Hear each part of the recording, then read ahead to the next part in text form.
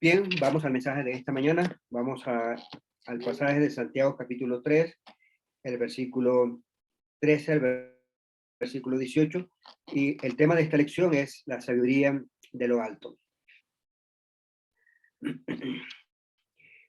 Comenzamos en esta sección y el tema principal que viene a hablar ahora, sin duda alguna, podemos decir que Santiago comienza a manera de una pregunta retórica, en el cual Santiago menciona diciendo: ¿quién es sabio y entendido entre vosotros? Y a la misma vez, Santiago, además de hablar o introducir su enseñanza con esta pregunta, también nos enfatiza la parte práctica de lo que debe ser el maestro. Así como miramos en la lección anterior acerca de la lengua, donde solamente mencionaba también la parte práctica, lo que puede hacer en el sentido maligno, pero de igual manera, si tenemos dominio sobre ella, podemos lograr mucho objetivo. De igual manera, lo que vemos también en las lecciones anteriores acerca del capítulo 2, miramos la parte práctica de nuestra fe, es decir, que si tenemos fe y no tenemos obra, Santiago mencionaba que esa fe era inútil. Ahora en esta sección, llevando la misma tónica que miramos anteriormente, habla acerca de la sabiduría, pero a la misma vez habla de la parte práctica. También en esta lección vamos a encontrar que Santiago describe la sabiduría de lo alto. En primera instancia, hace un contraste de la sabiduría o de la forma de conducir de los maestros de aquel entonces. Y a la misma vez que hace ese contraste, Santiago les presenta las características de la sabiduría que es de lo alto. Por lo cual, en ese momento, Santiago nos exhorta a que nosotros busquemos de esta sabiduría. Entramos entonces de lleno al primer punto y encontramos que Santiago nos dice que, en primer lugar, que la sabiduría es humilde. Miren lo que dice Santiago capítulo 3, el versículo 13. ¿Quién es sabio y entendido entre vosotros? Muestre por la buena conducta sus obras en sabia mansedumbre. Aquí Santiago comienza a describir a una persona que es sin discernimiento. Luego él dice, si lo es. Y decíamos en la introducción que esa pregunta de retórica es, ¿quién es sabio y entendido entre vosotros? Es decir, mostraba o estaba dirigido a una persona que realmente no la tenía.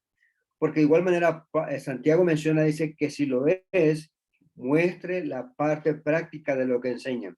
Aquí Santiago comienza la discusión de la que nosotros habíamos comenzado en Santiago 3:1, en el cual hablaba acerca del maestro en particular, en el cual decía Santiago de que si era maestro, en el cual decía, no nos hagáis maestro muchos de vosotros, sabiendo que recibiréis condenación. Aquí continúa la parte que comenzamos en el capítulo 3, el verso 1. Ahora, Santiago no está diciendo que un maestro sabio entendido debe mostrar tales cualidades, sino dice que su buena conducta, compuesta de buenas obras en sabia mansedumbre, es la evidencia de que de veras es un maestro sabio entendido. La falta de estas cualidades prueban o demuestran que él no es lo que profesa ser. Si hay falta de mansedumbre en el maestro, también hay falta de sabiduría divina. Entonces, aunque tenga mucho conocimiento, pero si le hace falta mansedumbre, realmente su enseñanza no va a ser tan instructiva o poder llegar a donde realmente se requiere. Si vemos en el Nuevo Testamento, encontramos ejemplos de maestros por excelencia. Y el ejemplo que quisiera mostrarle es acerca de Jesús. En Mateo capítulo 11, el versículo 29, dice de esta manera: llevad mi yugo sobre vosotros y aprended de mí que soy manso y humilde de corazón, y haréis descanso para vuestras almas. Si nosotros revisamos a las enseñanzas de Jesús, encontramos a un maestro por excelencia, a un maestro que, si nosotros vemos, utilizaba a manera de ejemplo o enseñanzas que llegaran al público, que eran a través de las parábolas. Y todo el libro de Mateo encontramos que está lleno de sus enseñanzas. Pero a la misma vez, la parte que nos debe de llamar la atención es lo que dice este versículo, que además él era manso, dice, aprended de mí que soy manso y humilde de corazón. Y ese es el maestro a lo cual Santiago se estaba refiriendo que ellos debían de tener o tener esa cualidad. En Juan capítulo 10, el verso 11, también dice de esta manera: yo soy el buen pastor. El buen pastor su vida da por las ovejas. Y este es otro ejemplo muy hermoso en el cual Jesús se menciona, en el cual dice que es manso y a la misma vez dice, da su vida por sus propias ovejas. Si nosotros revisamos el caso de David, él era pastor de ovejas y a la misma vez, para poderlas cuidar, mencionaba, dice que también se enfrentó a un león. Esto, vemos entonces que la imagen que vemos de David era que estaba dando su vida por las ovejas, un amor inimaginable, un amor en el cual se manifestaba en esa manera. Jesús entonces, tomando la idea del pastor, dice que yo soy el buen pastor, y el buen pastor dice, cuida de sus ovejas. Mateo capítulo 19, el versículo 17, otro versículo que podemos considerar. Él le dijo, ¿por qué me llamas bueno? Ninguno es bueno sino uno, Dios. Mas si quiere entrar en la vida y guardar los, mas si quiere entrar en la vida, guarda los mandamientos. Aquí encontramos entonces a Jesús diciéndole, bueno, no hay ningún bueno, y el único bueno es Dios. Y la instrucción, la exhortación de Jesús hacia el joven rico es que guardara sus mandamientos. Entonces, en esta primera porción del mensaje, Santiago se estaba refiriendo a la parte práctica, en el cual Santiago está diciendo, muestre por las buenas prácticas, por la buena conducta, sus obras. Y de esa manera, Santiago estaba diciendo que podíamos identificar al maestro, si era manso, si era humilde de corazón, como lo era Jesús, nuestro ejemplo de maestro por excelencia. En el siguiente punto podemos encontrar la sabiduría se extiende de gracia. En Santiago capítulo 3, el versículo 14, dice de esta manera, pero si tenéis celos amargos y contención en vuestro corazón, no os jactéis, ni mintáis contra la verdad. Ahora Santiago comienza a decir la parte en la cual no hay verdadera sabiduría, porque en la verdadera sabiduría, Santiago dice, no hay celos amargos, a lo que sería envidia, no hay contención, rivalidad que causa divisiones. Si existe esto, tal sabiduría, Santiago menciona, no procede de Dios. Y el punto que Santiago está mostrando es que los maestros a quienes estaba escribiendo, ellos tenían celos, ellos tenían envidia y estaban causando rivalidad. Se le llama celos amargo porque deja una sensación amarga en el corazón, como lo vemos en el ejemplo de Mateo 15, 19, porque del corazón salen los malos pensamientos, los homicidios, los adulterios, las fornicaciones, los hurtos, los falsos testimonios, las blasfemias. Y el versículo 20 para completar dice, estas cosas son las que contaminan el hombre. Realmente entonces si hay celos amargos, esto implica que está erradicado en el corazón. Implica entonces que deben hacer una cirugía para poder quitar esto, que es lo que realmente contamina al hombre. Tener celos y contienda es tener actitudes promovidas por el demonio y actuar como ellos. Tal llamada sabiduría, Santiago dice que no es de arriba, representa la corriente del mundo y es según la doctrina de Dios. En Efesios capítulo 2, el verso 2 dice el versículo, en los cuales anduviste en otro tiempo, siguiendo la corriente de este mundo, conforme al príncipe de la potestad del aire y el espíritu que ahora opera en los hijos de desobediencia. Santiago dice entonces que si tenemos envidia, celos, tal actitud, estamos iguales a lo que nosotros vemos en el mundo. Además también, 1 Timoteo 4:1 manifiesta que esta forma de conducirnos está revelando lo que es una doctrina no de acuerdo a lo que Dios quiere. 1 Timoteo 4:1 dice, pero el Espíritu dice claramente que en los postreros tiempos algunos apostatarán de la fe, escuchando a espíritus engañadores y a doctrinas de demonios. Esta manera, o esa doctrina a la cual Santiago estaba eh, reclamando a los maestros entonces, le está diciendo que es doctrina de Dios, de demonios, por lo cual dice, deberían de considerar hacer los cambios necesarios. Además también, si tal sabiduría es conforme a la corriente del mundo, doctrina de demonio, Juan 8:44 dice, menciona que el padre de ellos no es nuestro Padre Celestial, sino dice el padre del diablo. Vosotros sois de vuestro padre el diablo, y los deseos de vuestros padres queréis hacer.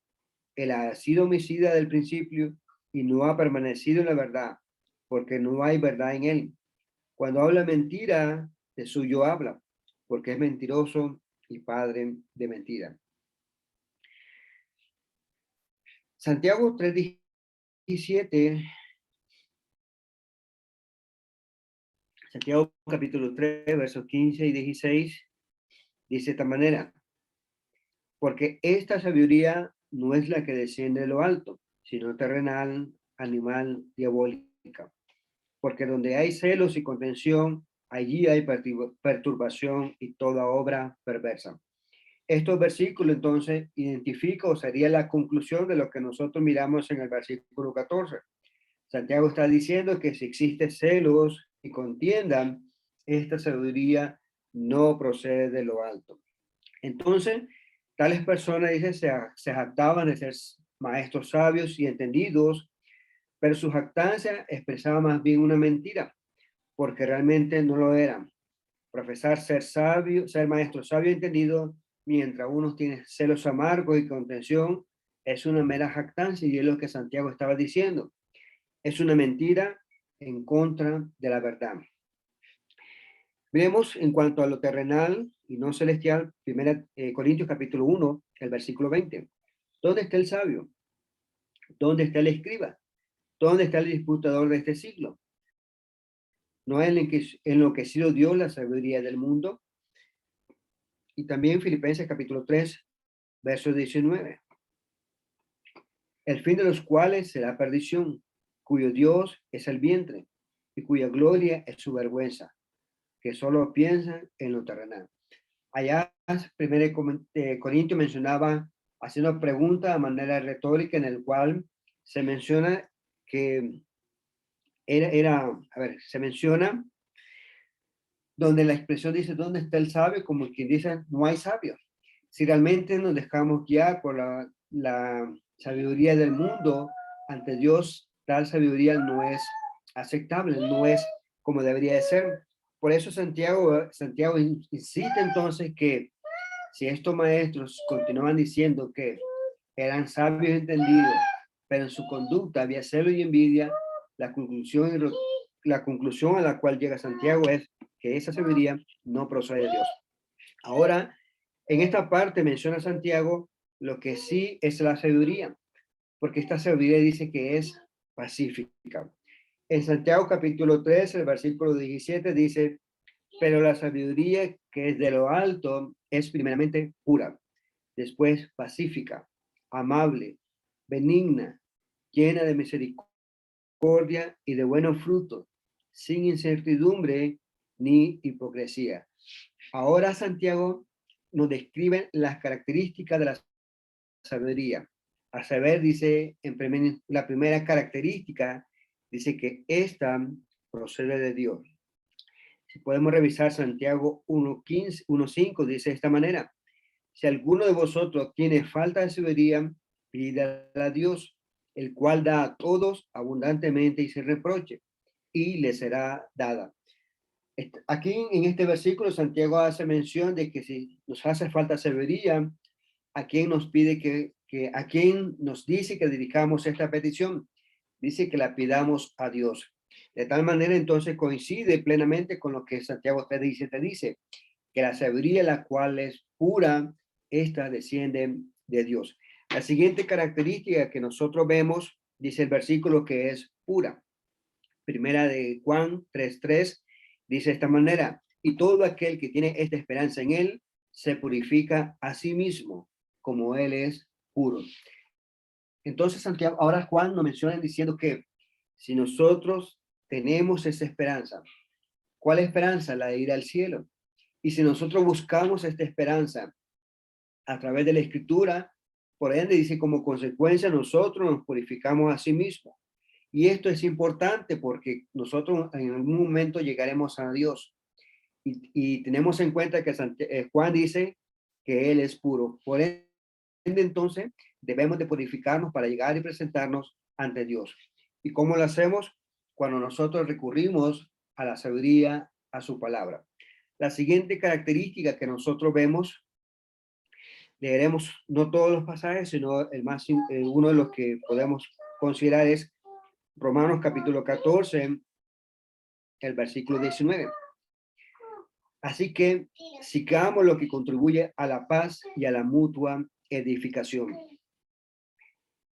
Aquí el apóstol Pablo nos exhortaba a los hermanos en Roma que siguiera a aquellos que contribuyen a la paz y a la mutua edificación. También Filipenses 4:7. Y la paz de Dios, que sobrepasa todo entendimiento, guardará vuestros corazones y vuestros pensamientos en Cristo Jesús. En otras palabras, la sabiduría de Dios destila paz. Esta paz es cuando nosotros buscamos acerca de Dios. Esta paz va a ser una paz interna en la cual, cuando nosotros vamos a la Escritura y nos dice los cambios que tenemos que hacer para ser aceptable ante Dios, esa paz va a ser una paz en la cual nosotros vamos a estar bien con Dios, una paz en la cual vamos a estar conforme diciendo de que estamos haciendo todas aquellas cosas que le agradan a Dios. Y esa es una paz que debemos de buscarla. La siguiente característica que se menciona dice que es amable. Filipenses 4:5, o sea, aquí se identifica como gentil. Gentileza. Vuestra gentileza sea conocida a todos los hombres. También 1 Timoteo 3:3 se menciona o se describe como amable. No dado al vino, no pendenciero, no codicioso de ganancia deshonesta, sino amable. Aquí en estos versículos que leemos es acerca de los requisitos de los ancianos. Y uno de los requisitos de los ancianos es que debe de ser amable. Pero para poder obtener esta característica en el obispo o en el pastor debía necesariamente ser instruido a través de la palabra. Debía ser necesariamente tener la sabiduría de Dios, que una de las características es de ser amable. Por ende, Pablo, sabiendo que la característica de la sabiduría de Dios es amable, vemos entonces que lo pone como una de las características que el pastor debe de tener. Y en 1 Pedro 2:18 se menciona también acerca de ser afables. 1 Pedro 2:18, criados, está sujeto en todo respeto a vuestros amos, no solamente a los buenos y afables, sino también a los difíciles de soportar.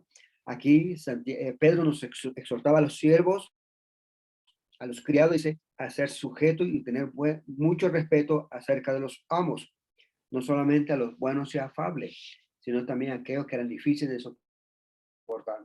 Aquí la palabra afable implica que nosotros o la persona va a obtener o será amable, siendo en cuanto nosotros también tenemos la sabiduría de Dios.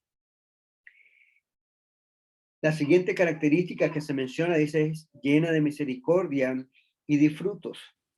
Tito capítulo 2, verso 7 y también el versículo 14. Presentándote tú como ejemplo de buenas obras, en la enseñanza mostrando integridad y seriedad. Verso 14, quien se dio a sí mismo por nosotros, para redimirnos de toda iniquidad y purificar para sí un pueblo celoso, y purificar para sí un pueblo propio, celoso de buenas obras. Aquí, además de ser llena de misericordia, también dice que debe de llevar frutos. Y además el versículo 14 menciona que hemos sido redimidos de toda iniquidad, Dios ha purificado su pueblo, y la parte importante a la cual se menciona el versículo es que Dios es un Dios celoso de buenas obras. Dios se alegra entonces que sus hijos lleven entonces buenas obras. Y la siguiente característica que se ve en 1 Timoteo 5:21 es que dice que es sin hipocresía. Te encarezco delante de Dios y del Señor Jesucristo y de sus ángeles escogidos, que guardes estas cosas sin prejuicios, no haciendo nada con parcialidad. Vemos entonces que Santiago describe cómo es la sabiduría de Dios. Primero, esta procede de Dios, por ende es pura. Procede de Dios y es pura, destila paz en el corazón, es amable, llena de misericordia y frutos, y de igual manera dice es sin fruto.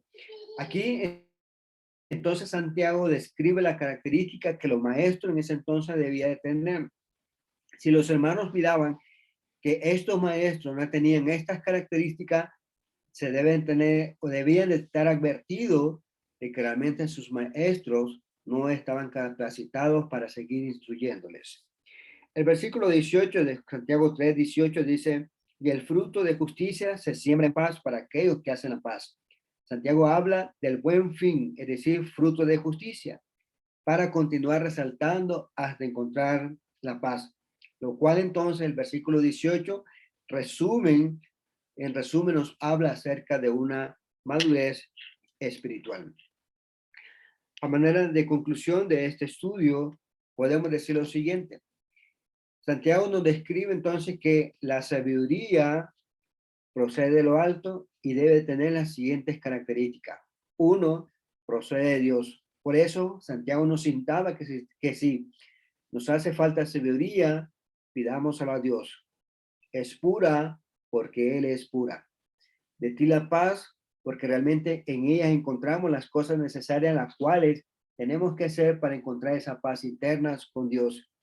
Es amable, es llena de misericordia y frutos. Y también se menciona que es sin hipocresía. Santiago ahora describe que, y en caso contrario, si los maestros tienen celos amargos, tienen contención, en conclusión, dice, esta sabiduría no procede de Dios. La exhortación que encontramos en esta porción es a buscar la madurez espiritual, la cual se logra a través de la justicia que procede de Dios, la cual dice, da fruto de justicia y de paz. Y es lo que Dios también anhela en cada uno de sus hijos, que nosotros podamos tener esta clase de paz, esta clase de justicia y sobre todo de llevar mucho fruto. Gracias, amados hermanos, por permitirme llegar hasta ustedes. Que el Señor entonces les bendiga.